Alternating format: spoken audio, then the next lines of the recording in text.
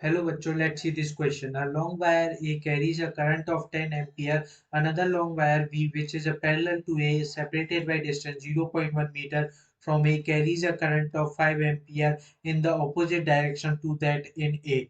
What is the magnitude of nature of force experienced per unit length? तो हमसे इस question में पूछा क्या मतलब हमसे इस क्वेश्चन में पूछा हमें दे रखा है कि दो पैरेलल वायर है और उनके बीच में जो हमें डिस्टेंस दे रखी है वो दे रखी है 0.1 मीटर 0.1 मीटर।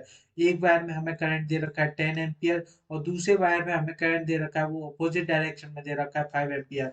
हम जानते हैं कि जब अपोजिट डायरेक्शन में करंट जाता है तो वो एक दूसरे को रिपेल करते हैं, तो वो एक दूसरे को रिपेल करते हैं, उनके बीच में जो फोर्स होती है वो रिपल्सिव फोर्स होती है।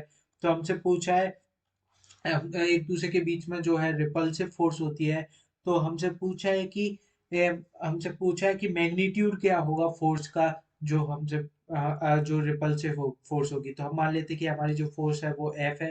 तो हम जानते हैं कि टू वायर्स के पैरेलल होने पर हमारा जो फॉर्मूला होता है वो होता है mu naught I1 I2 upon 2 पाई डी। इसमें हम वैल्यूज रखें, म्यू नॉट की वैल्यू होती है हमारी 4 pi into 10 to the power -7। I1 हमें दे रखा है 10 एम्पियर, I2 हमें दे रखा है 5 एम्पियर।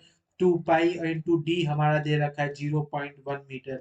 इसे हम सॉल्व करें तो हमारा जो एफ आ जाएगा वो एफ आ जाएगा हमारा 10 टू द पावर -4 न्यूटन पर मीटर। और जो हमारी फोर्स आएगी वो हमारी फोर्स होगी रिपल्सिव फोर्स, रिपल्सिव फोर्स।